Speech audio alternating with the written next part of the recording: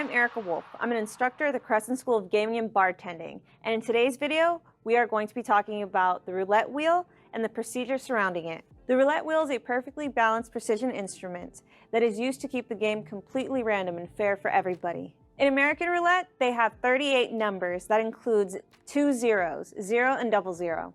Before we dive deeper, let's talk about the anatomy of the wheel. First, we have the spindle, the vertical post in the center of the wheel. Connected to the spindle, we have the spindle base, or the spindle cone, which is the conical base of the spindle that guides the ball to a pocket. And next we have the pockets, the numbered area where the ball comes to a rest. And now we have separators and frets. It's the raised area that separates each of the numbers. And now the wheel head. The wheel head is the part of the wheel where all the numbers lay, so basically that little part that just keeps spinning.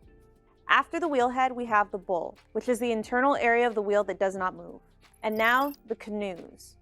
The canoes are attached to the bowl of the wheel, which as the ball falls, it helps create more randomness. And now we have the track. The track is the grooved area under the rim where the ball is spun. And finally, the rim, the flat surface around the wheel. And now we're moving on to wheel and ball details. When it comes to the roulette ball, it's typically very small and comes in different sizes, most commonly plastic, ivory, or Teflon. In American roulette, right wheel specifically, there's a specific motion that is done. The wheel is turned counterclockwise while the ball is spun clockwise. If you're on a left-handed wheel, then that is going to be reverse. This opposite rotation adds an extra layer of randomness and keeps the game unpredictable.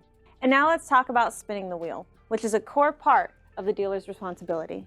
As a dealer, it is essential to keep the wheel in continuous motion, making sure that it never comes to a full stop. When it comes to some casinos, if the wheel ever comes to a full stop, they can actually be fined. You also don't want to spin it so fast that the ball will pop out or you can't read the numbers. For fairness, dealers are encouraged to vary the wheel's speed with every spin, so that it keeps the game random. You also want the ball to make at least 4 revolutions around the wheel in order for it to qualify. And remember to keep the ball in the wheel until you're ready to spin. This ensures that each spin starts with the same conditions. With that in mind, let's move into some dealer-specific protocol that we should all know. As a dealer, we have a couple of important protocols we have to follow.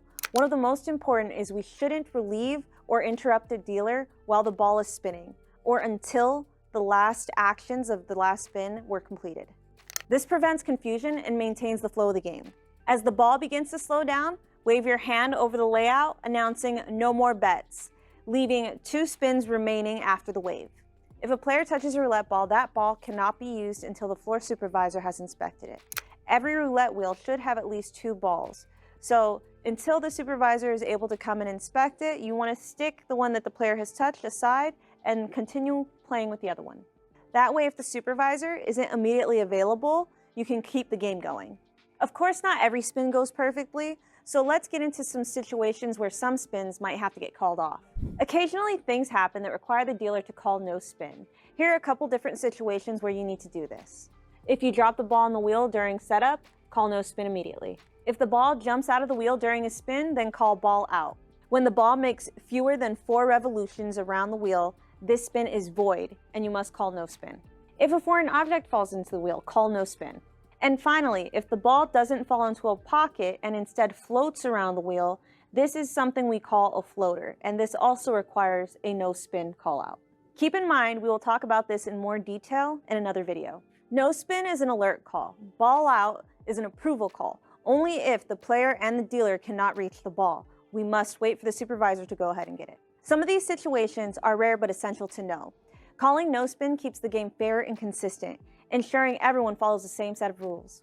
And there you have it, wheel rules and regulations. I hope you guys found this video helpful. If you did, please leave a thumbs up, subscribe, and comment below any topics that you would like us to cover next. If you're ready for the next video, please check this video right here, and I'll see you in the next one.